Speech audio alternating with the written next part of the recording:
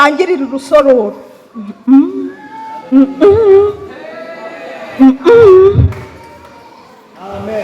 Ntabwo ibi bintu turimo birangira ngo kanaka bamushyize urusororo ngo kwahere. Twebwe twizera ko uwagiye yizeye natwe tugakomeza kwizera nyuma y'ubu buzima azongera akabaho. Niyo mpamvu dukomera. Bavuga turagiye nagukundaga ariko nizeye ko nzongera kukubona. Ibi bintu turimo ntimukabikinishe, ahubwo pole sana ku bantu mu bikompara no guhabwa ibi biboneka gusa. Mwaragowe.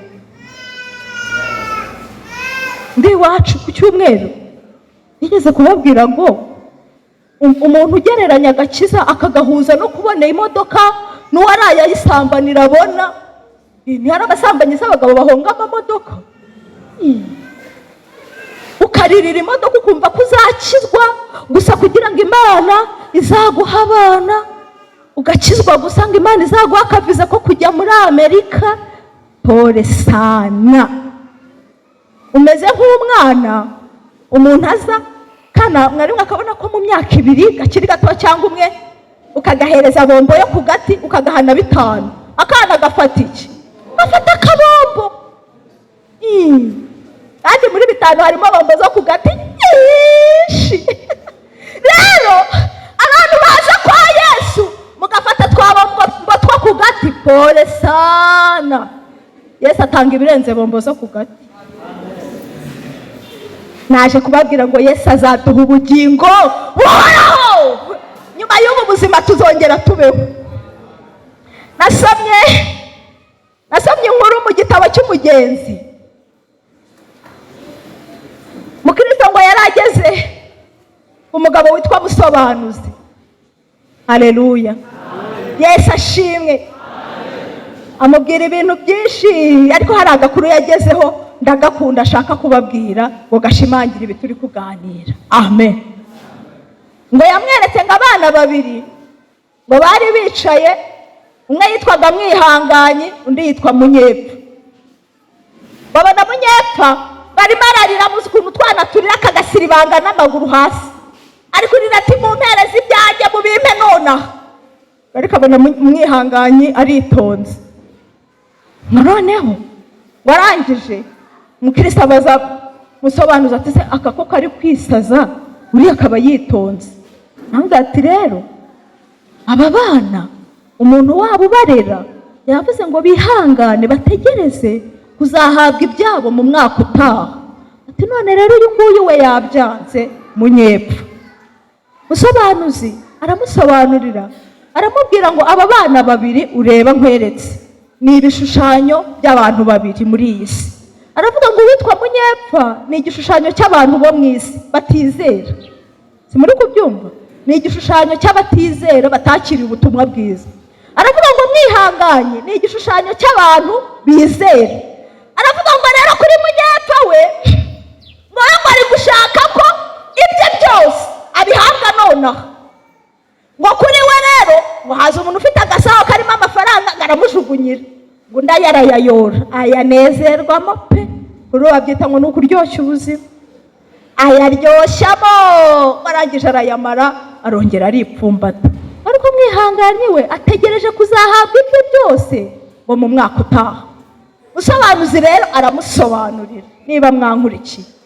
Ngaramubwira ngo kuri Mwihanganye ategereje kuzahabwa ibyo yavuze ngo ni umwaka utaha. Yarasobanuye ngo ni mu isi yindi zaza. Se mujya mumenya ko iyi si izashira? Ntabwo abantu bakibimenya. Iyi si izashira. Aravuga ngo rero umurezi wabo yashakaga ko bose bategereza ibyo bashaka byose bakazabihabwa mu mwaka utaha ari usobanura isi yindi izaza. Aravuga ngo ariko kuri Munyepfa we ibyo abiriye nonaha none yamanjire. Ariko Mwihanganye ategereze ko azahabwa ibye umwaka utaha. Haleluya. Avuga akantu rero gatumye mbabwira ibi byose. Yesu ashimwe. Aramubwira ngo ikintu kinejeje, uwo ni mukristo, atari ikintu nigiye kuri mwihanganye. Aravuga ngo nuko we, haleluya, ngo we wategereje kuzahabwa ibiheruka. Mwanyumvishe? Ngo nuko mwihanganye ategereje kuzahabwa ibigize gute? Ngo kubera ko ibiheruka bitagira ikibisimbura. Mwabyumvishe? Ubwo iyo umuntu yavuze ngo iki nicyo giheruka, gusa hari ikindi nyuma. Ubwo bavuze ngo iyi korali niyo iraheruka mu materaniro mu kuririmba. Ubwo hari indi korali mwaba mutegereje. Haleluya, Yesu ashimwe. Aravuga ngo ibiheruka ntibigira ikindi kintu kibisimbura. Ariko kuri munyepfa we wameze nka ba bantu n'uwo mugani yaciye ngo bavuga ngo ijana riragurwa birutwa n'imwe itashye.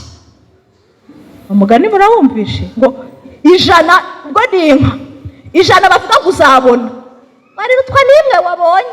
Ibyo se by'ijana urabyizeye? Ngo niko abantu b'iyi si babona. Ndavuga ati tuba uko tungana kose nturya si bya nyuma y'ubu buzima, ndabizi. Ariko twebwe bizera si uko tuvuga, dushaka kuzahabwa ibiheruka, kuko ibintu biheruka bitagira ikibisimbura. Naje kubabwira ngo ibi bintu turi gushaka ntabwo hazigera haduka ikindi kintu ngo kize kibirya. Mwanyumvishe? Ibi bintu turimo byo gushaka ubugingo no kuzabana n'Imana, ntabwo hazigera haduka ikindi ngo bibe demode, ngo uvuga ngo ariko ukuntu nababaye ngo nyuma y'ubugingo hari ibindi byapanzwe. Imana ishimwe niba mwanyumvishe. Amen. Haleluya, haleluya. Dushaka kuzahabwa ibitaraboneka, kuko ibiboneka ari iby'igihe gito. Niko Pawulo yavuze. Yaravuze ngo nicyo gituma tudacogora nubwo umuntu wacu w'inyuma asaza. Aravuga ngo w'imbere ahora ahinduka mushya uko bukeye n'uko bwije. Aravuga ngo kuko kubabazwa kwacu kw'igihayihayi bakanya ka none, aravuga ngo uko kwiyongeranya kuturemera ubwiza bw'iteka ryose bukomeye. Hepfo aravuga ngo natwe rero nitureba kubiboneka, kuko ibi biboneka ni iby'igihe gito nk'uko nahereye mbabwira. Aravuga ngo naho ibyo dutegereje bitaboneka ni iby'iteka ryose. Rero ibi bishira byigutandukanya n'Imana. Nukuri, nukuri. Shakisha, ariko nugeraho ubona bigiye kugutandukanya n'Imana, uvuga ati bisi ibyanjye bishaka kuzambuza kubaho iteka. Amen. Haleluya. Shaka gusubira ku kantu nababwiye tugitangira. Pawulo yavuze ngo nk'uko byanditswe ngo iby'ijisho ry'umuntu ritigeze kubona, iby'ugutwi k'umuntu kutigeze kumva, ibitarinjira mu mutima w'umuntu Imana yabibikiye abayikunda.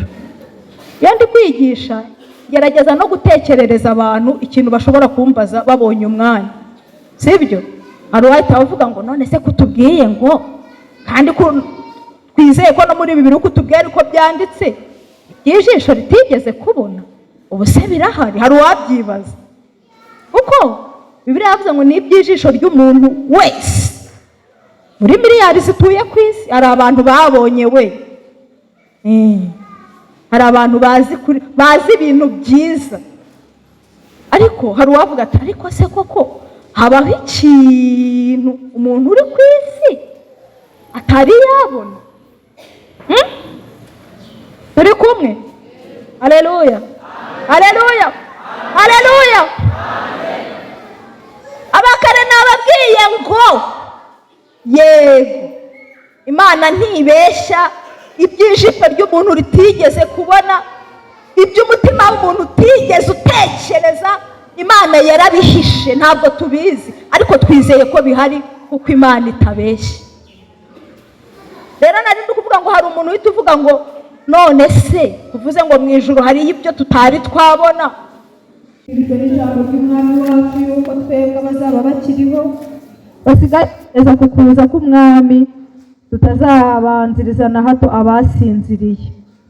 Uko umwami ubwo azaza amanutse ava mu ijuru aranguruye ijwi rirenga hamwe n'ijwi rya marayika ukomeye n'impanda y'Imana, nuko abapfiriye muri Kristo nibo bazabanza kuzuka. Maze natwe abazaba bakiriho basigaye duhere ko tujyanwe nabo tuzamurwe mu bicu gusanganira umwami mu kirere. Aha niho ngendereye. Nuko rero tuzabana n'umwami iteka ryose. Nuko mumaranisha imibabaro kubwirana ayo magambo. Amen. Nuko rero tuzabana n'umwami iteka ryose. Nuko mumaranisha imibabaro kubwirana ayo magambo. Imana ishimwe. Suko batasengeye, ariko nanjye ndacyari imbere yawe mwinginga ngo tubane muri uyu mwanya. Uyu mwanya reka ube uw'umumaro cyane. Reka twumve kandi twumvire ibyo dushakaho mu ijambo ryawe. Ndacyakwinginga ngo ufashishe ubuntu bwawe n'imbabazi zawe. Icyo twongeye kurwanya no guheza n'ubutware bwose bw'umwijima, imbaraga zose zirwanya ubutumwa bwiza, turazimenaguye mu izina rya Yesu. Tureyurura ikirere kugira ngo icyo wagambiriye kuduha kuri uyu munsi cyose kitugereho hatabuze na gato, mu izina ry'umucunguzi wacu Yesu Kristo. Amen. Haleluya. Yesu ashimwe. Ndifuza ko tuganira aya magambo nahaye umutwe cyangwa se insanganyamatsiko ivuga ngo ni ihumure rikomeye ku bizera. Nta rindi humure dufite, ibyiringiro bikomeye dufite by'igitsikamutima nuko Yesu azaza. Amen. Haleluya. Ni ukugaruka kwa Yesu nk'ihumure rikomeye kuri twebwe abizera. Amen. Haleluya. Abakane nababwiye ngo turamutse turuha tukagoboka, ariko ibihembo dushaka ari ibyo muri iyi si gusa, twaba turi guhomba. Kuko ntago ibihembo by'ubu ntago bingana n'umubabaro duhurira nawo mu murimo w'Imana.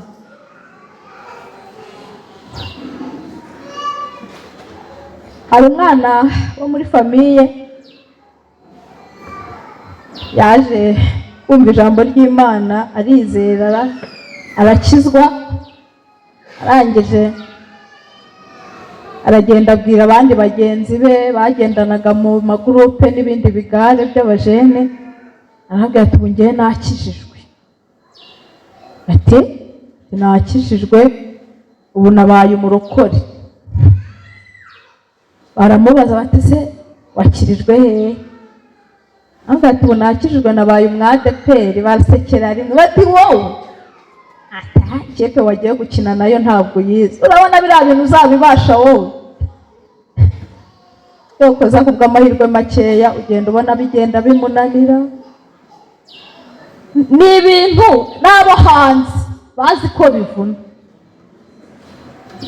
Ibi bintu turimo, umubabaro duhuriramo nawo, akaga n'amakuba duhuriramo nabyo, turamutse dukora ngo tuzabone amazu meza twemeza abantu, turamutse tubibamo ngo tuzashaka abagabo beza n'abagore beza, turamutse tubibamo ngo tuzapfukamirwe n'abantu duhabwe icyubahiro, ibihembo bikaba ari ibyo gusa, twaba turi guhomba cyane.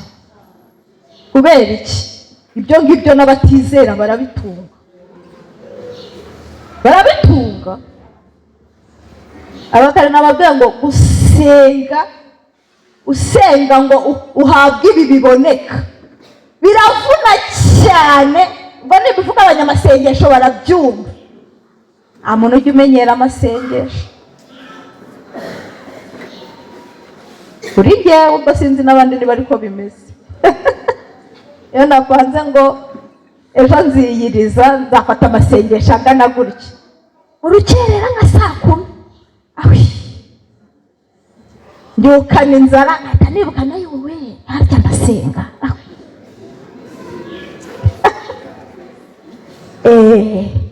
Uburyo uba wumva n'ibiryo utakunda uba wumva biguhumurira, wumva bitangaje.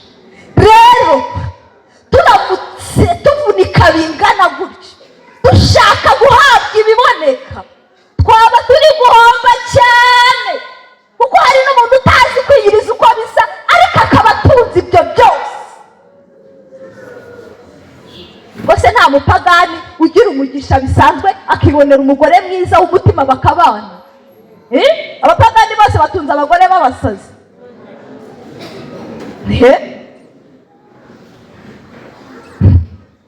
Haleluya! Turamutse ibi bintu by'agakiza tubihuza no guhabwa ibisanzwe, dore ko ari nabyo bigezweho bigiye kudutagangaza nawe, twaba turi guhomba ibyo dushaka. Haleluya! Yakobo yaravuze ngo ni ibiragwa bitabasha kubora, bitabasha kwandura, bitabasha kugajuka. Ibintu turwanira ngo dusingire ntabwo ari ibintu by'inaha. Haleluya! Yesu ashimwe. Ari abantu bigeze kuza mu rugo baza kudusura, ariko bari basanzwe bahaza. Murayaza amadini, idini rikunda kwigisha abantu ariko bafite n'udutabo tw'imfashanyigisho turimo n'ibishushanyo, bise mubumva. Bakaza no mu ngo z'abantu, iyo abana b'Abakristo twabishoboraga b'abarokore, ukajya ushaka nk'akanya wenda ntibibe buri gihe, ukavuga ati ariko wajya gusura kwa kana kakunze ko batizera, nkabasura nk'umuturanyi nkanabaganiriza ijambo ry'Imana. Yaba byadushobokera. Bakaza muri karitsiye, noneho hasigaye habaho n'ikizuba, ariko usanga biyambariye na tuno tugofero, akaza ko yakamurenze n'ibikapu agakomanga. Baraza rero mu rugo, bari batuwe bahaza kwigisha mukuru wanjye ariko agira ngo gusa bumve, kuko nawe ntago yabyumvaga ibyo bigisha, ariko akabareka. Noneho baraza basanga ndahari, barakomanga, ndabakingurira, hari dusanzwe tuziranye, baransuhuza, bakaribu baricara, bavuga ati twari tugarutse kukubwira ijambo ry'Imana. Ni karibu rwose. Baranyereka mu gitabo, ariko wabonye ukuntu tuzaba turyoshye mu isi nshya? Yego, tuzaba tumerewe neza kabisa. Banyereka ahantu hari imbuto, bati hazaba harimo za pome. Yego, dore na watermelon. Urabona imineke myiza ihiye neza? Ni kabisa tuzaba turyoshye. Bati urabona ko ubuzima buzaba bumeze neza. Yego. Noneho bamaze kubimbwira, bati hari na filime nziza twabazaniye ivuga ngo barokowe no kwizera kwabo. Yego, bayishyiramo. Igezemo hagati, umudamu twari turi kumwe batwereka umudamu, nabonaga ari nk'umumetisi mwiza cyane rwose, afite imisatsi miremire igera nka ku kibuno. Ahita avuga ngo wow, abarahagaritse ati ntureba ngo ni Yego. Turabona ukuntu twese mu isi nshya tuzaba dusa. Yego, twese tuzaba dusa nk'abazungu. Yego, niba abazungu baba batarushye sumbaze, tuzaba twese dusa gutya nk'abazungu. Ati Yehova yaraduhaye imisatsi myiza miremire igera ku kibuno. Yego, ati tuzaba turyoshye. Noneho ndaseka, ariko hari yari yumvisha, yaragize ngo biranshengeye, ariko mu mutima ndababara we. Ndavuga nti kumbe iyi misozi muterera nta yindi nyungu mufite, ntawe urabahemba. Hakaba naho mukomanze mukabwira ati musubireyo. Kweri impamvu mugoka, impamvu muruha, nuko mushaka kuzarya watermelon.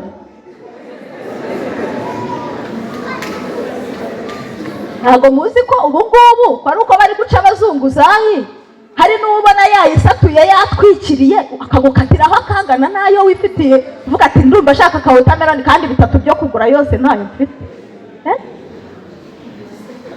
Ntuba wifitiye 100 ryawe cyangwa se nk'ahantu ukajya muri botike ati mumpe umuneke. Ndavuga ni yo ibyiringiro bya impamvu muruha nuko mushaka kuzasa nk'abazungu.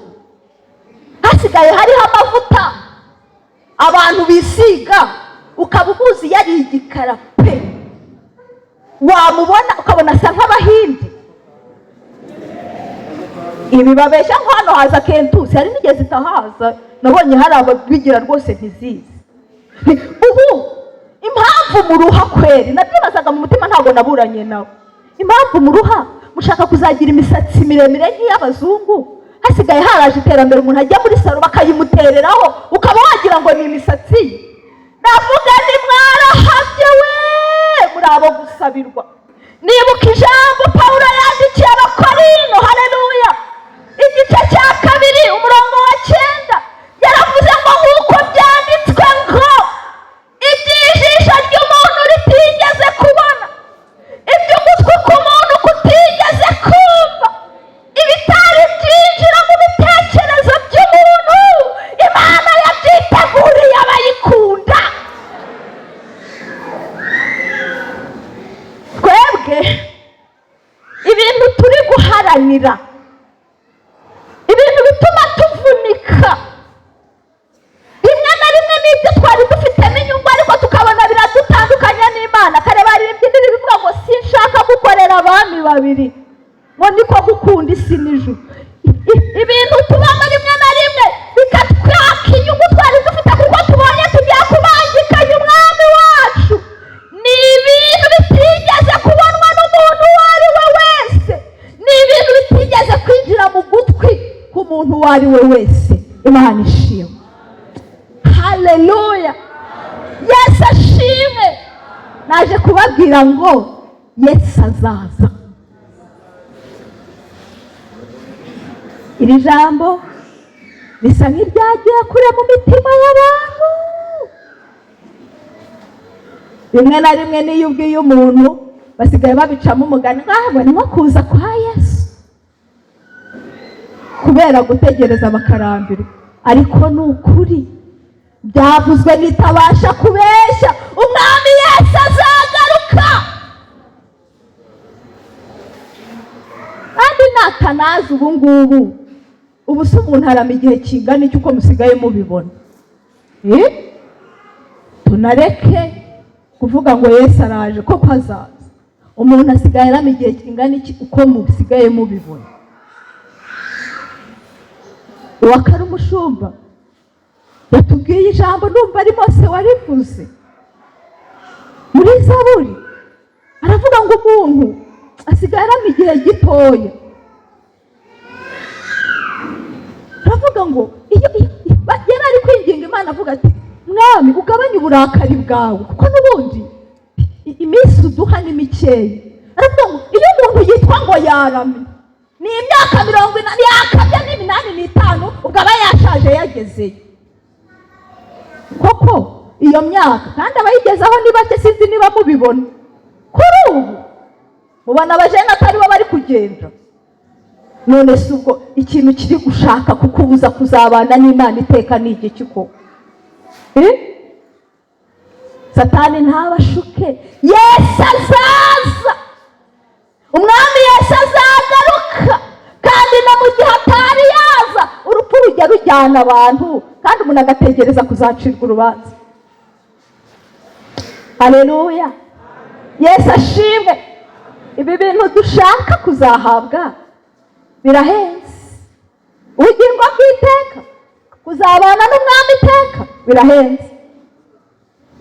Haleluya, Yesu ashimwe.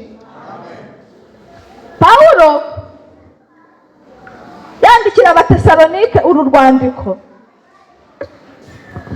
bari bafite ibibazo bari kwibaza ariko baburiye ibisubizo. Muzi ko mu ngendo ze z'ubutumwa yagendaga akigisha, yabona agatsinda k'abantu bamwumvishe bagwira akakora itorero akabigisha akazabasiga akagenda gutyo. Yaje ngaho i Tesalonike rero arabigisha nk'uko yamenyereye, ariko kubwo ingorane yahuranaga nazo mu murimo w'Imana abona abantu bamurwanya, asiga rya torero rikiri ritoya hari ibintu byinshi atabigishije. Turi kumwe? Abasiga ku bijyanye no kwizera kwabo, ibyo yashakaga kubabwira byose hari byinshi asize atababwiye bitewe n'uko babamutesheje agahunga atarangije.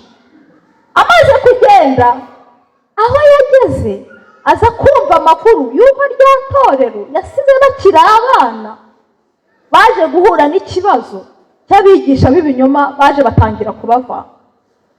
Bakababwira batarikoze ko babigishije ko umwami Yesu azagaruka kandi abamwizeye bakazabana nawe, abantu bazaba batakiriho ariko barapfuye bamwizeye. Ni uruhe ruhare, ni uwuhe mugisha bazaba bafite ku kuboneka kwa Yesu kandi bazaba batakiriho? Urumva kitari ikibazo ku bantu batari barabyigishijwe?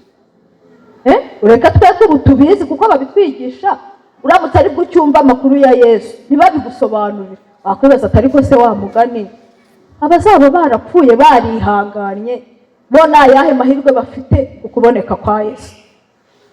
Pawulo rero akaba n'ikindi kibazo ngo bibazaga, bakavuga batari ko se ko batigeze batubwira ibimenyetso byo kuza kwe nuko bizaba bimeze, aramutse yaraje tukaba tukimutegereje, yaraje ntitubimenye ko yaje.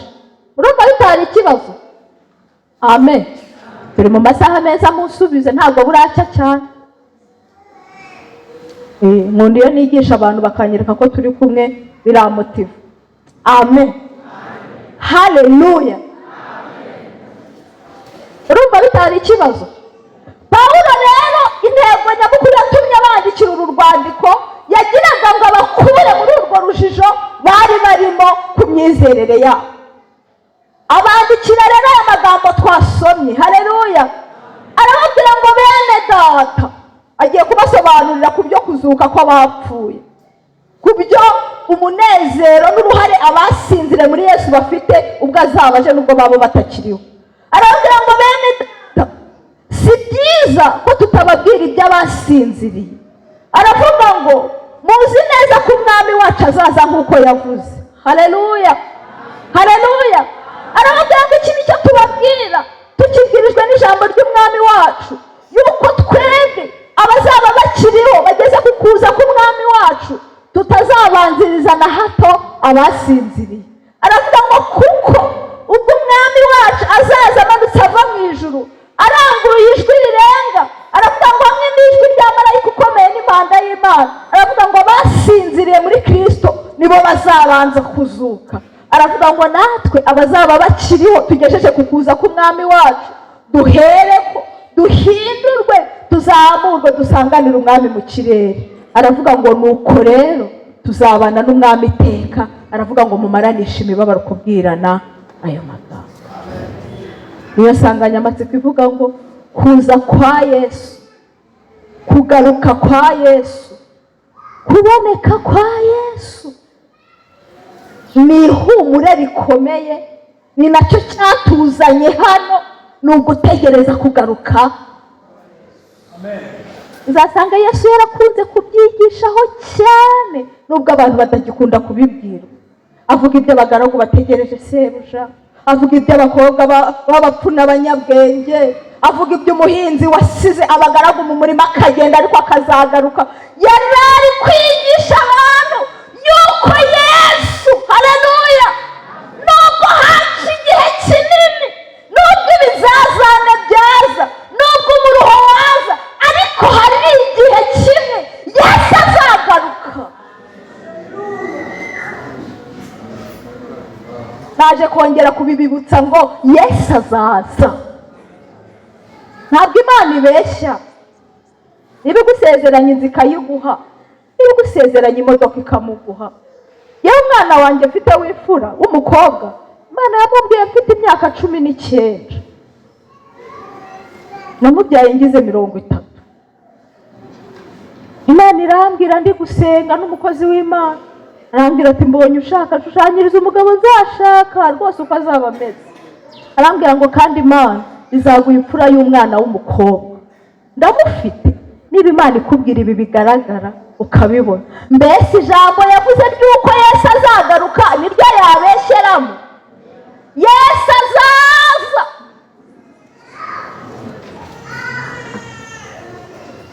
Haleluya, haleluya.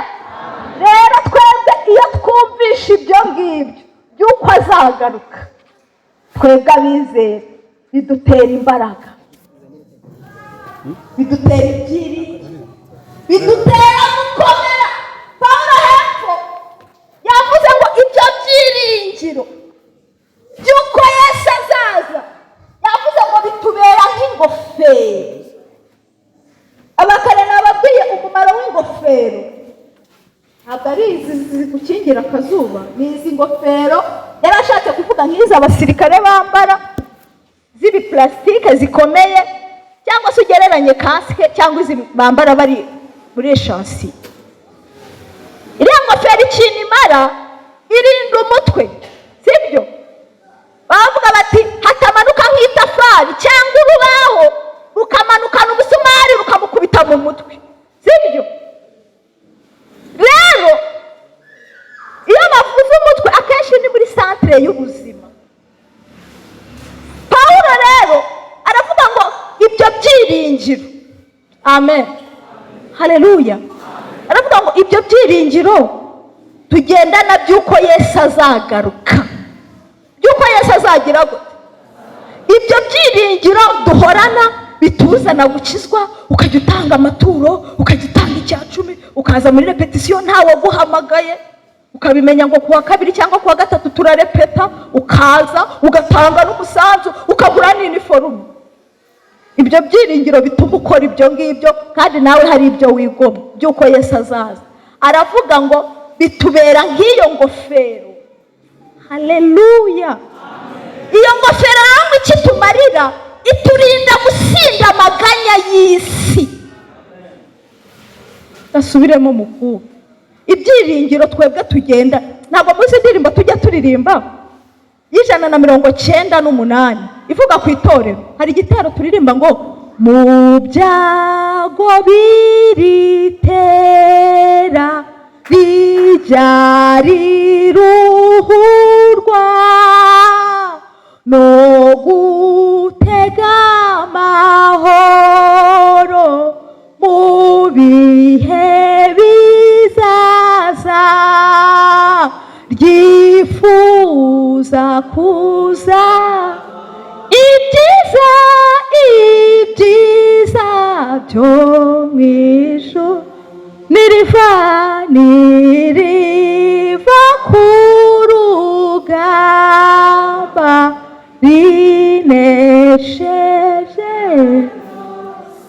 Mu byago bitera ab'itorero riruhurwa nuko mu bihe bizaza rihateze amahoro. Mwari mukwiye kuvuga ngo amena. Ubundi mu kintu gihangayikishije isi ni uko bafite ubwoba bw'ejo hazaza. Twebwe rero mu bintu biduhumuriza, twebwe ahubwo mu bihe bizaza kontreri, isi ifite ubwoba bw'imbere, niyo mpamvu bahora bakora amanama. Ariko twebwe abizera, ntabwo ko ibihe birushaho kuba bibi, uravuga ati karibu, biri kunyegereza ku gitondo cy'agakiza, biri kunyegereza ku kuruhuka kw'iteka, biri kunyegereza ku kubana n'umwami iteka.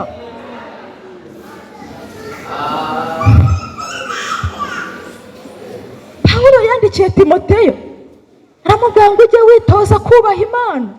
Aravuga ngo kwitoza k'umubiri kugira umumaro muri biki? Aravuga ngo ariko kwitoza kubaha Imana ufite umumaro muri bingahe? Muri byose.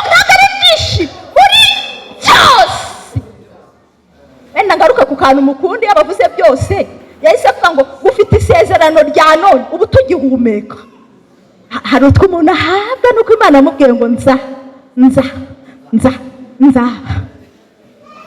tukiri muri ubu buzima Imana igitumeneramo. Nibyo Pawulo yavuze ngo hamwe n'ibitugerageza iducira iki? Akanzu. Pawulo rero avuga ngo kuko kwitoza kubaha Imana kugira umumaro muri byose, kuko gufite isezerano rya none tukiri muri ubu buzima. Aravuga ngo kandi ufite isezerano ngo ry'ubugingo buzaza nabwo. Muzi icyo yavugaga? Ibi bintu turimo muri ubu buzima birakora, birakora. Abenshi murabizi nubwo abantu bagarukiye aho ku by'ubu buzima, ariko Pawulo yaravuze ngo na nyuma y'ubu no mu isezerano rizaza. Mu isezerano rizaza yavugaga na nyuma y'urupfu. Twebwe ibi bintu turimo birakubita igikuta cy'ibihe bikambuka umupaka bigafata na nyuma y'urupfu. Ibi bintu turimo ntabwo twebwe birangirira urusororo.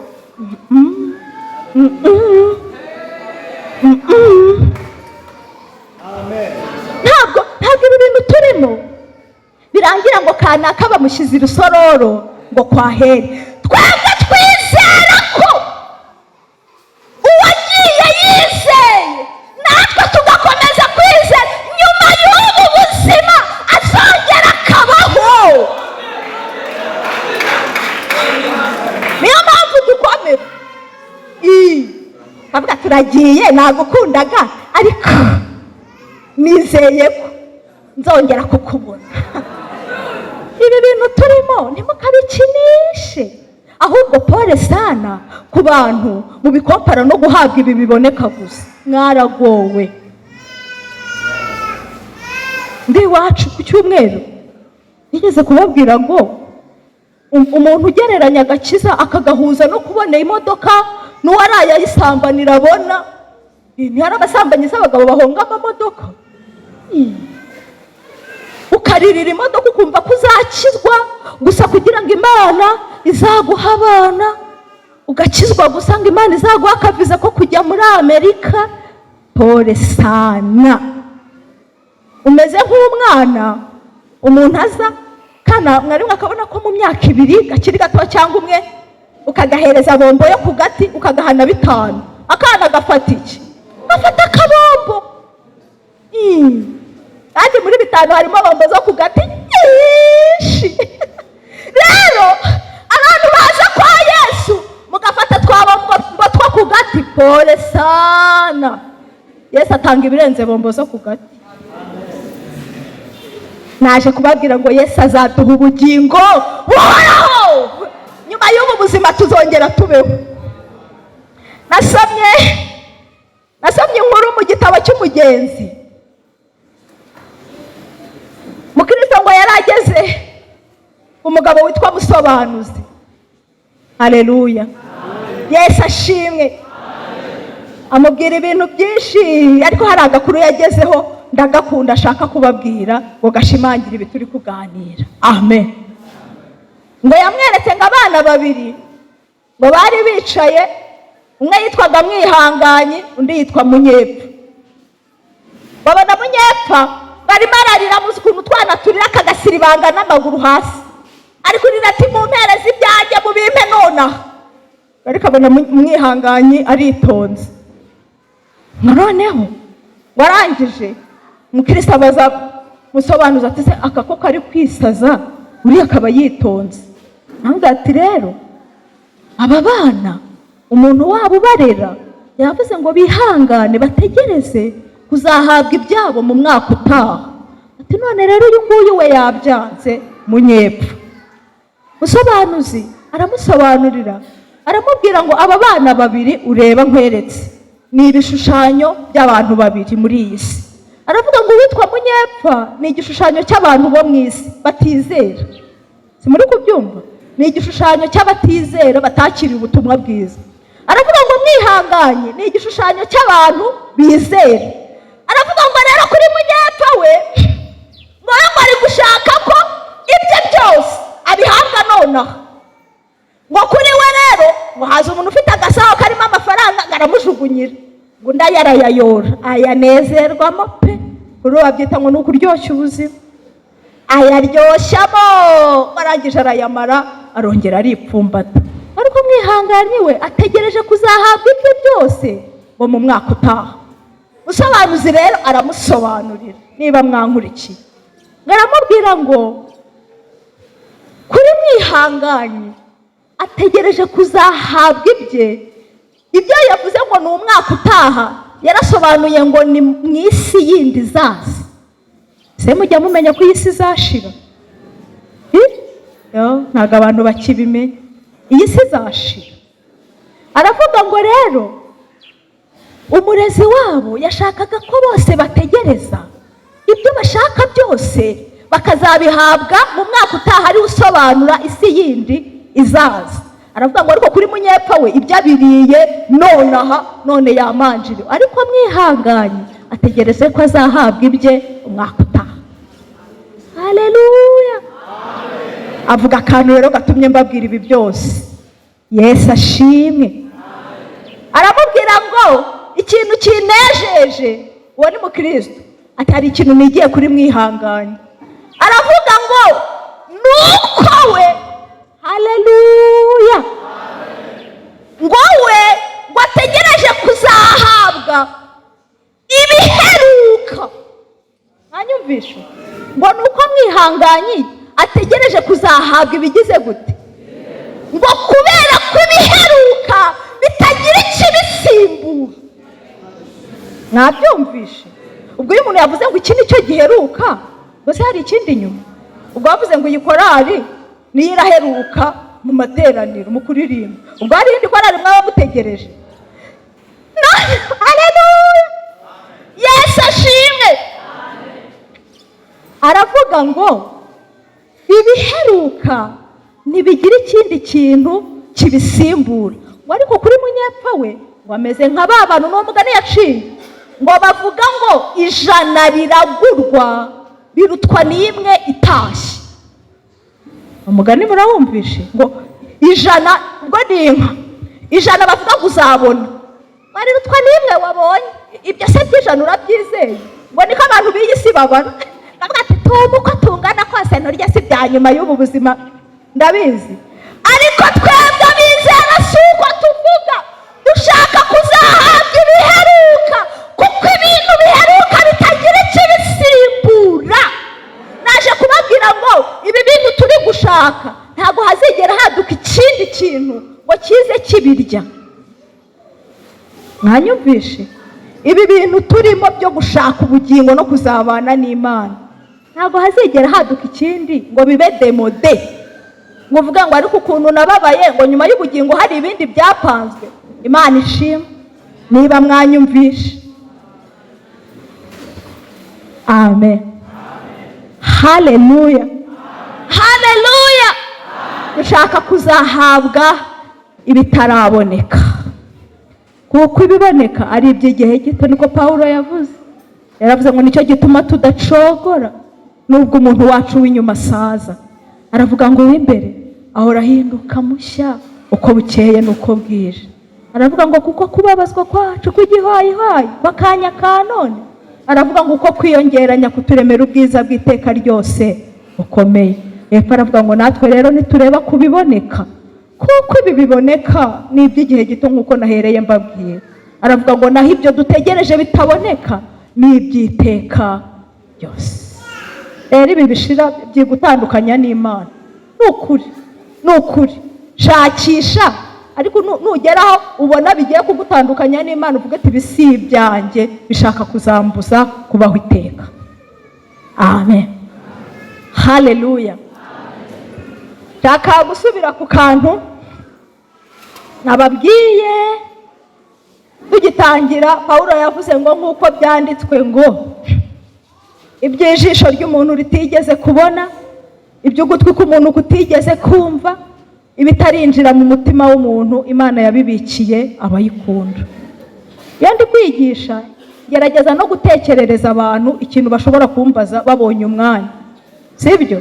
hari uwahita avuga ngo none se kutubwiye ngo kandi twizeye ko no muri Bibiliya kutubwiye ariko byanditse iby'ijisho ritigeze kubona, ubu se birahari? Hari uwabyibaza kuko Bibiliya yavuze ngo ni iby'ijisho ry'umuntu wese muri miliyari zituye ku isi. Hari abantu babonye we, hari abantu bazi ibintu byiza, ariko hari uwavuga ati ariko se koko habaho ikintu umuntu uri ku isi atari yabona? Turi kumwe? Haleluya, haleluya, haleluya.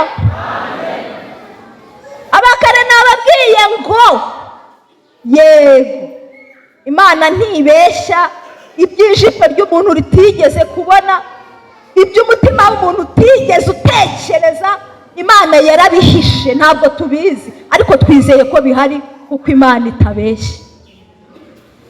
Rero nari ndi kuvuga ngo hari umuntu uhita uvuga ngo none se uvuze ngo mu ijuru hari ibyo tutari twabona, abajya batanga ubuhamya ngo bagiyeyo ngo babona imihanda ngo imeze nk'izahabu, ntimubizi? N'amakorari si abiririmba mu mihanda y'izahabu, ngo inyanja z'ibirahure, tuzi n'amagambo abamo ngo hari amabuye ya yasipi n'ibindi tarararara, tunabihimbamo indirimbo. Hari uwavuga ngo none se nyine ko wumva ari imihanda y'izahabu, mu isi se si hari abantu bazitunze? Si wahita ubivuga se? Uko mwatubwiye ngo ni iby'ijisho ritarabona, kandi aka gasaha nambaye ko ari izahabu. Hari uwatuvuga ati iyi saha nambaye si oro, kandi mwambwiye ko ari ibyo umuntu atarabona, bataca by'abarokore muradutuburira. Ariko mwumve, iyo Imana igiye kwerekana ikintu icyerekana 100% ku mwimerere wacyo, ariko wowe muhanuzi, wowe werekwa ukakivuga bijyanye n'ukuzi nyine. Ikwereka uwo muhanda ukareba ukabona nta kintu kishashagirana gutyo, ebana ni zahabu tu, kuko uracyita irindi zina se utari wabwirwa. Zahabu niyuze. Abakare nababwiye umuntu kera bakuru banjye babwiye, wari umuhanuzi wajyaga ava ndumva ari za Cyangugu, hari kera ku buryo n'igihe yasaga yiyambariye ibirenge, araza asengana n'umubyeyi umwe mu rugo. Muzi ko Imana yacu ivuga. Ngarangije aravuga ati hari ikintu Imana inyeretse, ati mbonye Imana, ati guha ikintu cy'igisanduku kinini cy'umweru, ati ariko nkabona ushyizemo ibintu byari bishyushye ukabisohoramo bikonje, ati niba ushyizemo amazi ati ukaza kuyasohoramo yakonje, ati washyiramo agafanta ko kuza guha umuntu w'Imana, ati hashira umwanya nkabona ugakuyemo gakonje, ati niba icyo kintu kibaho cy'igisanduku bashyira hari kera nyaka ko ari nko muri za 80. Nawe ibaze umuntu uvuye iyo ngiyo waje yambaye ibirenge nta n'urukweto kumubwira firigo se. Aravuga ati niba icyo kintu kibaho babikamo ibintu bishyushye bikavamo bikonje, niba mvangiwe bantu bima simbizi sindakibona. Abari aho bati mukozi w'umuntu ntabwo uvangiwe, kibaho ni igikoresho cy'abazungu nuko utakizi iwanyu, ariko bakita firigo. Kibaho bacomeka mu mashanyarazi kikavanamo ibintu bikonje bari babishyizemo bishyushye. Ati aravuga ati kandi ati mbonye guha ikintu ati kimeze nk'urukuta, ati ukajya ureba amakorari ziri kuririmba tukanafashwa, ati kandi ati nkabona ukanza ahandi, nkabona umuntu ari kubwiriza wicaye aha muri utagiye mu matera, tako abantu baririmbira muri icyo kintu ari kuri kubareberamo. Aravuga ati n'icyo kibaho bakita televiziyo. Ati mbivugiye iki rero? Abavuga ngo mu ijuru hari imihanda y'izahabu, abavuga ngo hari inyanja z'ibirahure, abavuga n'ayo mabuye y'igiciro cyinshi, babivuga bireseye ku bintu babonye, ariko ijambo ry'Imana ryatubwiye ngo ni iby'ijisho ry'umuntu wese ritari ryabona, ni iby'ugutwi k'umuntu wese kutigeze kumva, ni ibitarinjira mu mutima w'umuntu uwo ari we wese. ijambo ryiza utari wabwirwa mu ijuru barabiguteguriye. Hari abantu bajyaga tuganira bari gutera burage bakavuga ngo bajya bavuga ngo bazatubagira ibibyibushye, ese buriya si akanyama. Naho abandi ngo kuko mu ijuru se nta rupfu rubayo, urumva ngo iyo nka bazaba bayihoye iki? Ariko ibibyibushye nyine mu byizere birahari, muzabimenya muri. Haleluya! Mu ijuru tuzaruhuka. Bikwegera ku musozi. Hari n'akandi kantu nibutse numva namwe nababwira. Njya turirimba akaririmba kavuga ngo ajyaga nkumva mu rugo ndi umwana, nkumva nk'umukozi arakaririmba ari koza nk'amasahane, azafata uteruwe, abantu bakazi aduhanagura amarira. Niho nakamenye nari umwana. Ejo bundi rero ndi gusomera ijambo numva umwuka akanyibukijeho. Buriya ntabwo Yesu azagenda ku bihumbi n'amamiliyari bizaba biri mu ijuru baze kurikana ngo warihanganye none ayo marira ari gushoka ahanagure hajya no kuri kuriya. Ntabwo Yesu azakora gutyo. Muzi umugani abanyarwanda bajya baca bakavuga ngo ikibagirana vuba ni inzara. Ntabwo muzi n'ubugumbarata. Buriya wari wabona umubyeyi wagize ikigeragezo cyo kubura umwana. Njye namazeho umwaka umwe ariko numvaga ari munini, nari ntangiye kwiheba nibaza ukuntu ngiye kongera gutangira bundi bushya. Nasengeye urugo none ngiye gusengera n'umwana. Nkumva byo ntabwo mbyiteguye. Noneho rero ibaza umuntu uba yaramaze imyaka n'imyaniko ategereje umwana. Uwo muntu iyo abonye umwana agiterura akabebe gutya wenda kageze muri amezi 3 nibwo mbona hari gatangiye guseka 4, nta kibebe kiba gishimishije. Ukabona aragiteruye ari kurira. Niyo yarira y'ibyishimo ariko ntabwo arira y'umubabaro kandi ateruye bebe. Ubwabyo kubona umwana uza kumubwira ngo hora, kubona umwana egare kwirukanka amarira. Kubyinzarazi umuntu wagize ikigerageza inzara ikamurya, yabona mu rugo hariyo agastoke kari furu, kabona bateretse ku meza ibiryo agakomeza kurira ngo inzara, agikubita amaso isahane y'ibiryo cyangwa amasorori arimo ibiryo. Bari kuvuga ngo biranamunani aho ugahita yumva hazi. Ukibona ibyo washakaga byo kurya barakubwira ngo ngaho hora rero ngo dore ibiryo byabonetse. Ubwabyo amarira agira gute? Aragenda. No mu ijuru rero ntabwo bazaza kandi hatazabayo kurira. Ubwabyo ibyo Imana izaguha, ibyo ndababwira ngo ni iby'ijisho ry'umuntu utigeze kubona. Ubwabyo ibyo tuzasangayo Imana yabiteguye ku buryo buri special butuma amarira azaka mu bwayo. Imana izakuraho ikintu cyose gitera kurira. Haleluya, haleluya. Ntabwo azafata umwitero ngo ahanaguye se gusa. Imana izakuraho ikibitera. Ntabwo azahanagura kuko hanaguye se ntagukize ikigutera kurira ntiwakongera kurira. Ubwo se baguhojeje kangahe? Ariko kuko bitarangira urakomeza ukarira. Ariko mu ijuru ibyo tuzasangayo ubwabyo bizaduhoza, bizatumara umubabaro, tuzawibagirwa nk'amazi yamaze gutemba. Ndumva twasi. Haleluya. Abakare nababwiye ngo ibingibi umuntu aza mu materaniro yanegekaye cyane. Nkunda kubibona nko ku mibyizi, umuyobozi wa gahunda nawe abayanga bamuvunisha kavuga ati muhaguruke duhimbaze, wenda we yaramutse muri ayo mavuta. Kumba ari kubibwira umwana ku ishuri birukanye cyangwa ari kubibwira umugore baraye bahondagura, bamubwira ngo haguruke utere haleluya ndende. ukajya ubona ari kumureba gutya, buriya yuzuye abazimu. Kumbe aho yaraye yaje gutura Imana amaganya, ariko ntabwo yaje kuririmba arinaniriwe. Rero ibi bivugiye iki? Mu ijuru impamvu tuzabaho mu buzima buririmba, ubwabyo ibyo tuzabonayo bizadutera kuririmba. Buriya umuntu wishimye ntabwo mubwira ngo ririmba. Iyo wishimye uhita ubona akaririmba kajyanye n'iyo mudu urimo.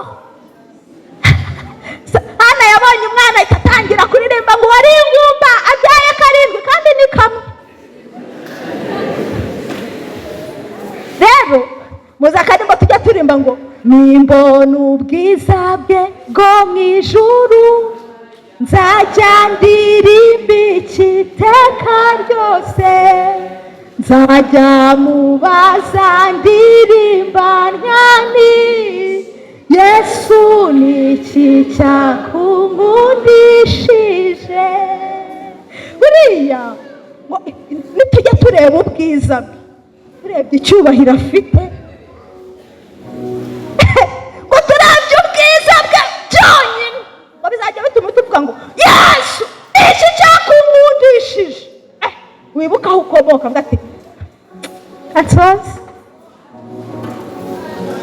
Ubwabyo ubuzima tuzaba turimo ntawe bazategeka kuririmba, ubwabwo buzadutera guhora turirimba iteka. Muhaguruke dusenge, atwinginge umushumba adufashe gusengera abantu b'Imana, izina ry'Imana yacu rihimbazwe, nuko tuzabana n'Umwami iteka mumaranisha imibabaro kubwirana ayo magambo. Amen. Reka tukomereze amashyi menshi. Mu rugo rwa data ngo hari amazu menshi, iyo aba adahari mbabibabwiye, ndagiye nzagaruka mbajyane aho ndi tuzabanayo. Iri jambo dutahanye uyu munsi ni ijambo ritubwira ko Yesu azagaruka. Yesu azagira gutema, kandi ni ibintu bibiri. Hazabaho kugaruka atwara itorero, habeho n'intebe y'urubanza. Abamwiteguye, abateguye imitima yabo azabajyana, ariko abayinangiye umutima bo bazajya mu gihano. Uko niko Paulo yabyanditse, aravuga ngo kuko twese dukwiye kuzagaragaza mbere y'intebe y'imanza ya Kristo, umuntu wese abazwe ibikwiriye byo yakoze akiri mu mubiri. Rero urubanza rurategereje, ariko na Yesu aradutegereje. Ni ibintu bibiri. Mu isi yose irimo abantu babiri, irimo abategereje Yesu bashaka gutaha, ari n'abanyabyaha. Rero urahitamo uyu munsi uko kuza kwazaza. Ab'isi bajya babikinisha bakavuga bati ngo yagiye amasasu ya kirimbuzi ataraza ngo azaze arebe. Afite ububasha n'ubushobozi, abamuvuga nibamuzi. Uriya mugabo witwa Nebukadineza niwe wabivuze, ari mu ishyamba, aravuga ngo iyo ugiye gukora ntawagukoma mu nkokora. Yaratangaye aravuga ati njyewe umwami ngarisha nkajya mu ishyamba ngabayo ntiyagire n'ushaka. Afite amaboko akomeye. Niyo mpamvu tuyigira ngo dusenge Imana, ni ugukwinginga, kuko yibudi Yesu yaciye umugani w'abakobwa 10, 5 b'abapfu na 5 b'abanyabwenge. Ari imigani myinshi yagiye agaragaza ko igihe azagaruka abantu bakwiye kumwitegura, akazaza asanga bari maso. Nawe rero turagira ngo tugusengere Imana, niba uhari ubona ko uyu munsi niyo wahisemo kugira ngo umwitegure ufate umwanzuro, urarambura ikiganza tugusengere Imana. Kandi niba unahari wewe wacitse intege kubera ibihendo by'isi n'ubuzima buriho bwa none, ukavuga uti ngenda naniwe, waracogoye. Bibiliya iratubwira ngo Abisirayeli bageze ku musozi witwa Ori, benshi muri bo bacogozwa n'urwo rugendo. Ari byagucogojwe, ariko wibukijwe ko Yesu azaza. Rambura ikiganza tugusengere Imana, uvuga uti njyewe nanjye uyu munsi ngiye kongera kumugarukira, kuko nataza uyu munsi azaza ejo, kandi nataza n'ejo urupfu rwantwara, ariko nkagenda neza, nkagenda